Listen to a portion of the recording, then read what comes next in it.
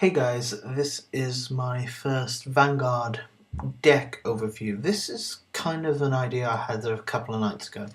It's more for newbies who are just about to get into Vanguard, but like me are undecided on what deck to really take up. So because I've got 4 decks, this is my Granble one, which is still incomplete because I need Ruin Shades, because Ruin Shades is not the easiest card to get.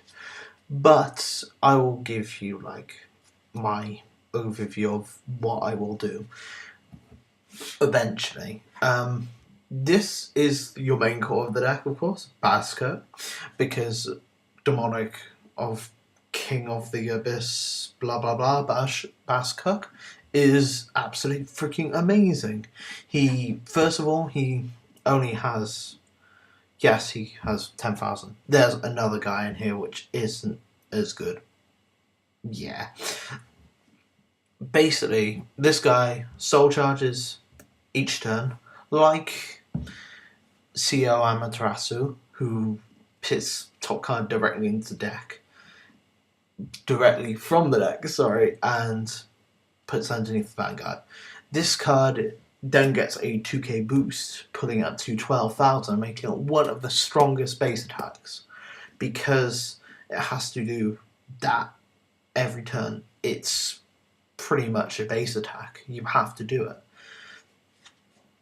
Not to destroy it, but to get your soul charge. Because its other ability, which it needs 5 damage counters, and then 8 in the soul, which is a lot, but it's the same as Amaterasu. Basically, you summon 5 to the rear, and it's insane because you can do any level. So you can basically do 2 true grade 3s, your dragon, and your spirit exceed, and then 3 boosters, and just go to town. I would personally summon Romeo or Romero, whatever his name is, this Hexito guy, because he's pretty good, and he's like your Marin and like your other 8k boosters. He's incredibly useful because of that 8k boost, pushing him up to 20k attack, which is a lot. Then you have the problem, of course, with soul driving from the top of the deck is triggers, because it can F up triggers. It's kind of a bitch, but you can get around it. However, the other advantage is you can mill and then pull a trigger afterwards, which is the objective of the deck. And going broke by discarding loads of cards is not the wisest, because it gets rid of a lot of triggers. However, it's very good. My mate Sean is insane with this deck, because I loaned it him until he bought his. There's things I am going to take out, like Witch Doctor, because he isn't really the best. Basically, with this deck, the objective is get your 10k beaters on the field, and just keep them there. Use Nightmares, use your heal triggers. He's your heal trigger. He's very common, so don't worry. But you basically keep your 10k beaters up, keep your boosters alive, they'll stay alive. The main problem against this deck, in which it's kind of has an advantage but a disadvantage at the same time, and that's Kagura.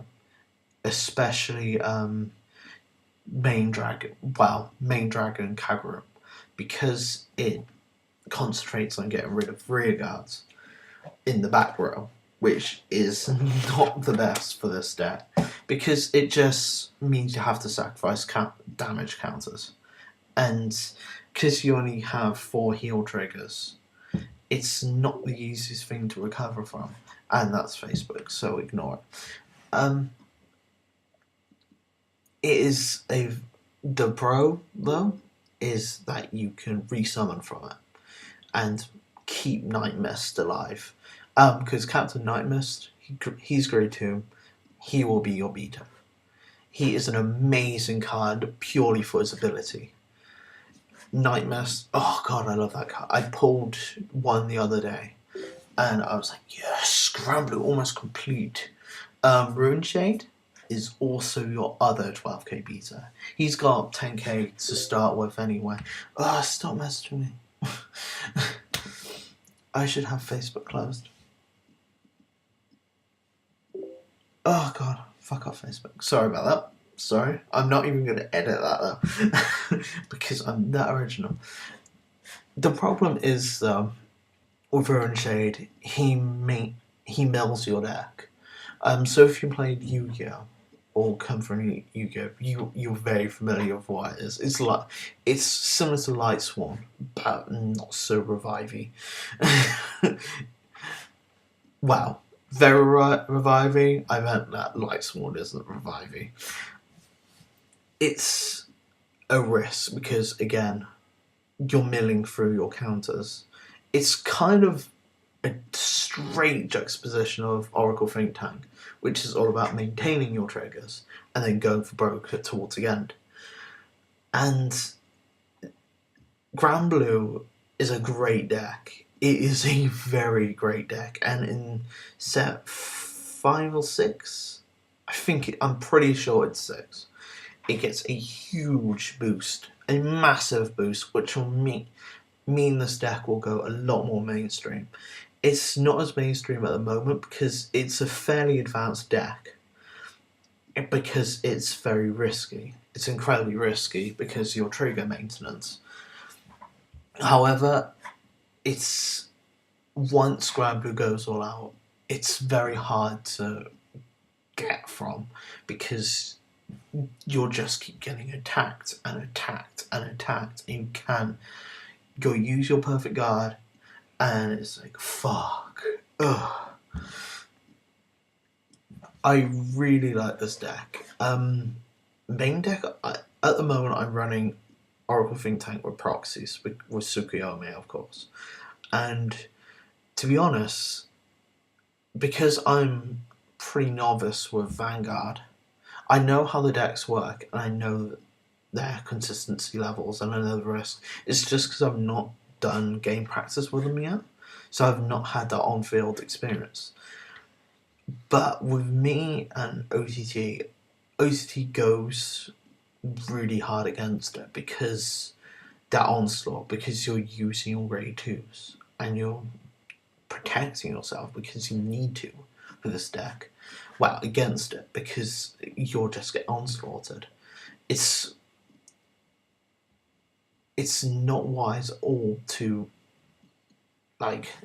keep chipping damage. It's best to, against this deck, to conserve, especially Oracle Think Tank. Conserve, make sure you have your triggers and know where they are in your deck, and just go for the kill, because that is the only way to stop this deck. You have to make sure you have insurance against it. You have to make sure you're sure of what triggers you're going to pull, what's left in your deck.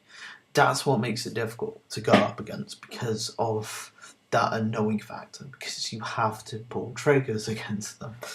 And that's what's annoying about Granble, because they're so annoying to beat because they don't stay dead. Night Mist is certainly a problem because of his intercept, because he's like Gordon, in which he gains a 5k. No, that's the other guy. What is that? Sorry about this. I kind of brain for it. Oh, I don't. It's been a long day, guys. But that's a problem with one of them. He's a grade 2 and he intercepts. He is the Gordon, and he's freaking annoying because he blocks 10k. And 10k, of course, in the early Vanguard is a lot to deflect. Would I suggest building this deck, and expensive wise and stuff? The deck is reasonably expensive. I would say it's one of the more expensive ones because people know what they're going to do with this deck. And there's a few builds going around in which you have more Spirit Seeds or more Baskirks. I personally prefer the 4 Baskirks, 3 or 4 Ruin Shades, because it's a lot more effective on damage power. Expensive wise, my mate Sean, he bought his all with Ruin Shades and stuff for 160, or was it 80? It's either one of the two. And that form Vanguard deck is reasonably expensive. The most expensive, of course, at the moment is Paladin, because it's consistent. It's incredibly consistent. Would I suggest running it? It's good, but you have to know how to use it. I would definitely research going into it because of how it goes, and your milling, because in one turn you can mill a good 8 cards from your deck, especially if you're running Nightmare, Ruin Shade and Nightshade. Was it Nightmare Shade? Sorry guys. Ugh. I'm tired. Very sleepy. But I just want to get this out the way because I kind of want to get some Vanguard videos going and some box openings and stuff. Okay, Granble. Not a complete deck at the moment, but it's getting there. Damn you, Granble. Why are you going to be so expensive? Fuck you, Granble. Next is going to be the OTT, Oracle Think Tank, with proxies. That's probably going to be next week because I have to flip between back home quite often at the moment due to caring and stuff. So I will probably either film tomorrow night or Wednesday. No, it won't be Wednesday night. It'll be Tuesday night because I'm staying. Hang on, damn it, Wednesday. It'll be Wednesday. It'll be Wednesday, okay. Thanks guys, and keep Vanguarding because it's awesome and it needs to be mainstream.